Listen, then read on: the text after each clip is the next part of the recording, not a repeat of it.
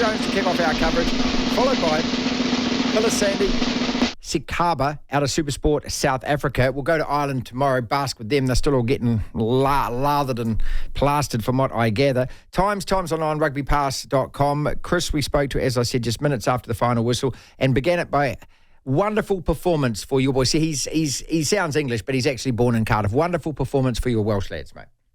It was fantastic, yes. Helped along the way by a fantastically inept and at times totally shambolic Wallabies performance. I've seen a number of matches over the many years I've been watching Eddie Jones's teams, but this ranks right up there with the worst. Why Japan would want to be interested in signing him, I'm not sure. I wouldn't buy a used car off him at the moment. Well, it's just been all bluff and bluster and excuse-making, hasn't it, the whole time? And now chickens home roost, all of that kind of stuff, because it's all about results, and this is an absolute shellacking. Yes, people probably now understand why England got rid of him. His coaching methods are from the dark ages, and when you look at the current game and what you have to do, you can't just hoof the ball up in the air and say chase it and believe you can somehow win a World Cup. And that is what he did with England, and this is what he's been doing with Australia, while talking a really, really good game. And that's the problem. We've heard it all before. For 20 years, we've been hearing the same old jokes about turning battered old cars into Ferraris. Yeah, he doesn't do it anymore, and that's the problem. And along the way, he really affects players. I mean, Carter Gordon was pulled off of the last game. He got thrown onto this one. Poor bloke. He kicks a penalty for a 10-metre line out, dead. And you could see the whole team just deflate at that moment. But quite honestly, they weren't up for it anyway.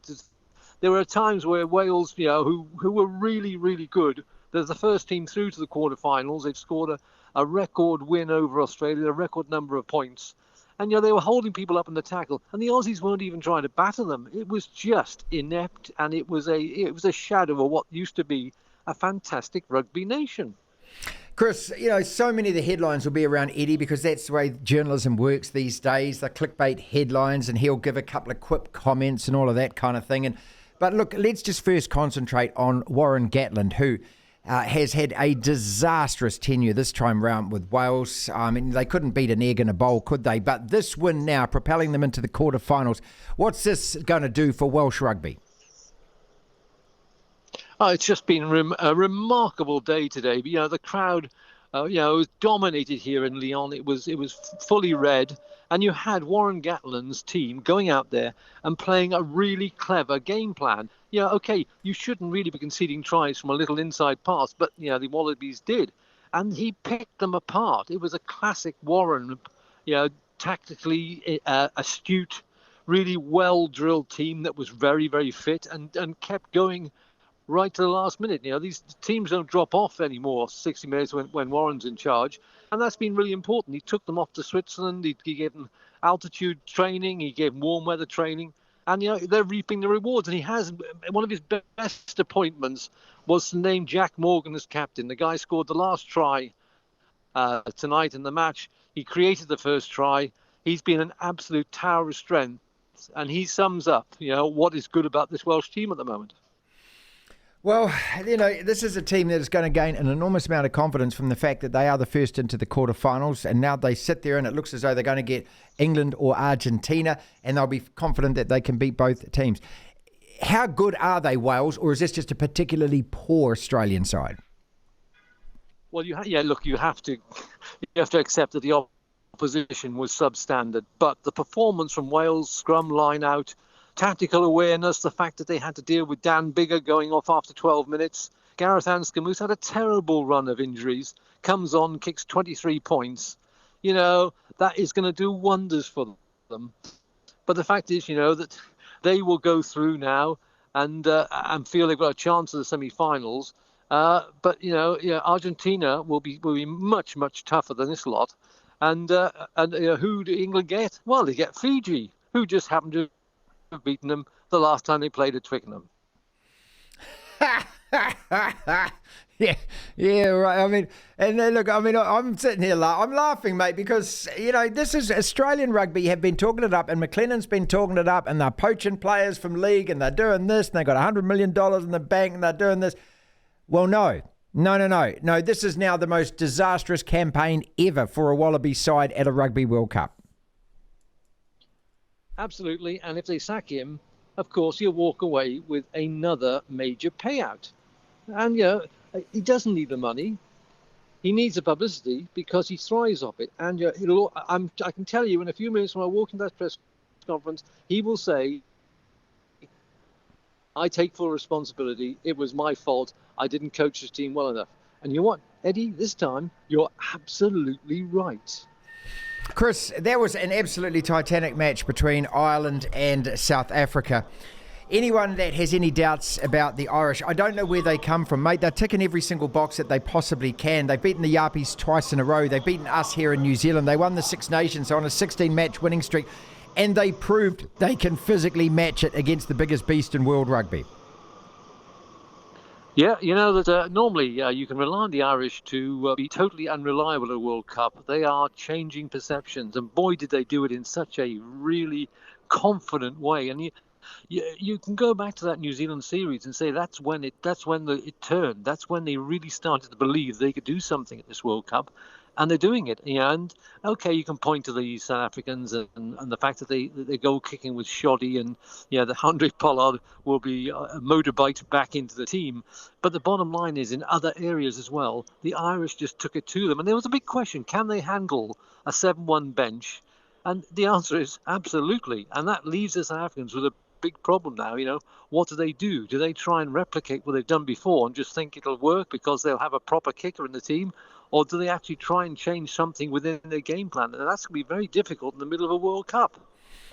Yeah, look, I mean, they won't go away from what they know, and they'll probably, I don't know, agree or disagree with me, look at France and think, okay, without Dupont and without Intermac and the other injuries that they had, but especially those two guys, we don't know whether Dupont's going to make that quarterfinal. No, they'll probably be sitting there thinking, actually, this French side with those injuries is actually an okay quarterfinal opponent. Do you agree?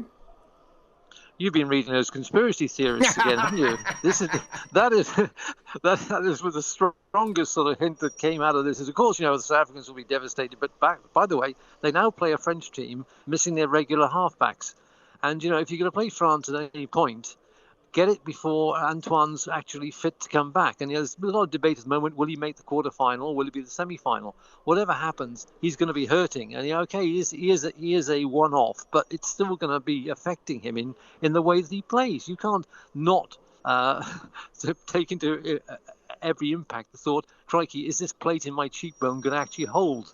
So the Springboks will probably think, if we have to take a hit, we've taken a hit against the Irish, but we do get to play the French now, and they are a little, and I say little bit vulnerable, because the guys who are second and third in the scrum half ratings may not be as good as Dupont, but boy, they're as good to get into anybody else's team. So, it's small gains, and honestly, the South Africans at the moment will take anything, because that was a big blow to the pride.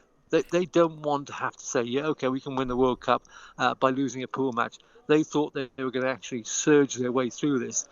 But hey, take the French with that Dupont. I think they'll settle for that. As a spectacle, as an arm wrestle, look, if you don't understand Test rugby, I kind of get it that you look at that game. You might even think, oh my God, nothing happens, it's boring. But for those of us who actually love the sport, that was as good as Test rugby gets. I thought that could have been a World Cup final itself in terms of intensity. Absolutely, and that's you hit the nail on the head there. It was the intensity of the rugby, which was in stark contrast to some of the other matches we've seen in the previous sort of 3 or 4 rounds. This was really what we're here to see in France. This is two of the very best teams in the world going for it, and there were no yellow cards, there were no red cards, there were ferocious hits. But it just proves that players do listen. And they do tackle properly when they need to. And, because you couldn't afford to make a mistake in that match because it was that tight. And, it just whets the appetite, doesn't it, for these quarterfinals going through into the semi-finals. Although we will lose, obviously, 2 fantastic teams, the standard is going to rise. And Wales showed tonight that they can raise their standard, while Australia showed that they can also find a trapdoor and fall through it. In terms of playing the All Blacks in that quarter-final then, is this the final box that the Irish have to tick, knock us out of a World Cup and do something they've never done, which is go past that stage of the tournament? Absolutely. And just as Fiji, if they have to take on England in the quarterfinals, will call upon that result in Twickenham, the Test series back in New Zealand for Ireland will be a fantastic reference point. What is there for them to fear? It's going to be the All Blacks who will be thinking, crikey, how do we actually stop this Irish team, which can come at us in 2 or 3 different ways? And that has been the key to this Irish side under Farrell. He's allowed them to develop more than just what you'd call an Irish style of play, which is go hell for leather and hope that a load of mistakes are created. This is a very clever team which is learning on the hoof, and it's well worth putting a few bob on them to go all the way.